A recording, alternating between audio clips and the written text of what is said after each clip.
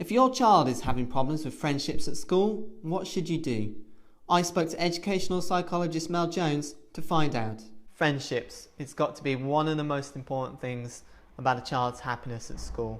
Yeah, friendships can be very important to children. Most children tend to change friendship groups a lot. They can fall in with friends or out with friends or change friendship groups really quite frequently. So it is one of the things that can bother children, and they may want to talk about it a lot, but some children may not talk about it very much at all. So what should you do if your child does want to talk to you about it? Be positive. Praise them for talking to you and for choosing to talk to you in the first place, and go on to reassure them that lots of children have difficulties with friendships at school, and you are confident that this is a problem that can be solved. You can ask your child things about what would you like to see happen and how can I help. And how do you go about being a good listener? What should you be doing when you're listening? So the first skill and the most important skill is to be a good listener. Try not to jump in with solutions, and that can be really hard as a parent because you just want to solve problems for your children, but you need to let your children talk it through. So you can ask things like, how do you think we can solve this problem? Or who do you think is going to be best in helping you solve this problem?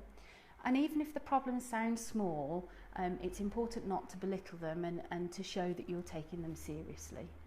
If another child is upsetting your own, I imagine it's very easy to get angry or frustrated as a parent.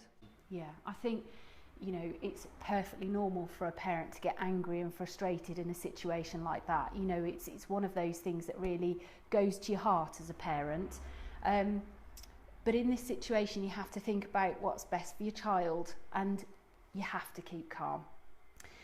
Getting angry, siding against the other children, isn't going to help. It's going to add to the emotional temperature, and it's not going to help your child solve their problems. It sounds to me as though avoiding confrontation and showing empathy is the way to go. Yeah, definitely. It can be very tempting to solve these problems yourself via the quickest route. But what you need to remember is you're trying to teach your children skills to maintain and build those friendships throughout their lives, really. So it's really important to model empathy yourself and talk to your child about how people might be feeling in different situations. Sitting in front of the TV can be a really good place to start, but also in books or in real life situations where you can see people are reacting in different ways. It's important to talk those situations through and talk to children about what good friendships are and what makes a good friend as well. What practical things can a parent do to ensure that their child gets on with other children?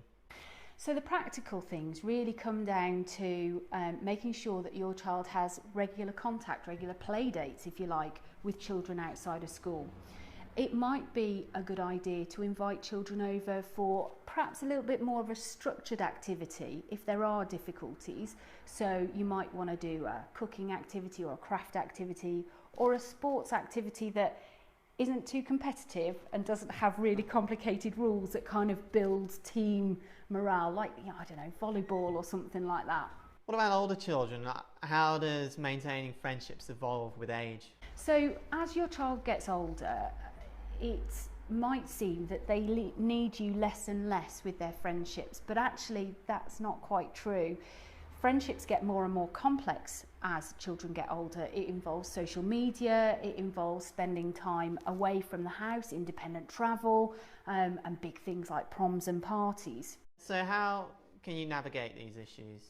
So for children to be successful in their friendships in their teenage years or just as they get older, they're going to need to be confident in themselves and their own abilities.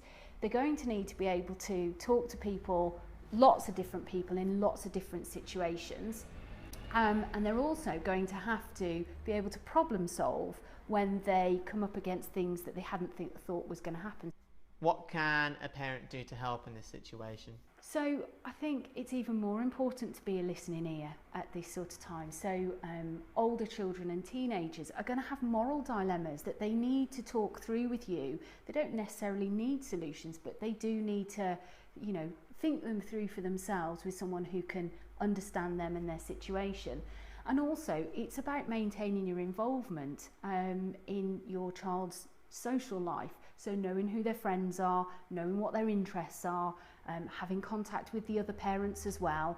And then in the holidays and at weekends, you can help them plan for those big things that they want to do.